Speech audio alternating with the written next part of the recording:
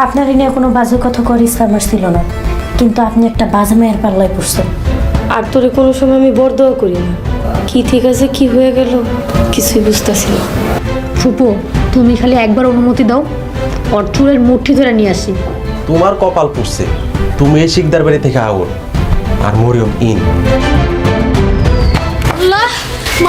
Hello, আসসালামু আলাইকুম বন্ধুরা। বছর নাটকের 19 নম্বর পর্বের জন্য আপনারা অনেকেই কমেন্ট করতেছেন এবং সপ্তাহে 3টা এপিসোড কি করলে দেখতে পারবেন A to Z জানিয়ে দেব। তাই আজকে ভিডিওটা একদমই স্কিপ করেন না, স্কিপ করলে জানতে পারবেন না বছর নাটকের 19 নম্বর পর্ব দুদিনের ভিতর কি করলে দেখতে পারবেন। তাই সম্পূর্ণ ভিডিও দেখার অনুরোধ রইল আপনাদের কাছে। আর আপনারা যারা বছর নাটকের 19 নম্বর পর্বটা দুদিনের ভিতরেই দেখতে চাচ্ছেন এবং সপ্তাহে বছর নাটকের 3টা এপিসোড দেখতে চাচ্ছেন, সর্বপ্রথম আপনাদের যেটি করতে হবে, আমাদের ইউটিউব চ্যানেলটিকে সাবস্ক্রাইব করা না থাকলে অবশ্যই সাবস্ক্রাইব করে দিতে হবে। আপনারা যারা আমাদের ইউটিউব চ্যানেলটিকে সাবস্ক্রাইব করবেন তারাই শুধু বছর নাটকের 19 নাম্বার পর্বটা দুদিনের ভিতরেই দেখতে পারবেন, অর্থাৎ আগামীকালকেও দেখতে পারেন। তাই আপনাদের কাছে অনুরোধ রইল, আপনারা যারা বছর নাটকের 19 নাম্বার পর্বটা সবার আগে দেখতে আছেন অবশ্যই আমাদের ইউটিউব চ্যানেলটিকে সাবস্ক্রাইব করে রাখুন। বছর নাটকের 19 নাম্বার পর্বে এবার অনেক বড় ধামাকা আসতেছে, অর্থাৎ মায়াকে আবারও ফাঁসিয়েছে জামালের সৎ মা এবং মরিয়ম। তাহলে কি মায়া এবার বাঁচতে পারবে? অর্থাৎ হাসপাতাল থেকে জামাল ফেরত এসে জানতে পারবে মায়া তার বিরুদ্ধে সব কুপরামর্শ করেছে এটা আসলে বানোয়াট।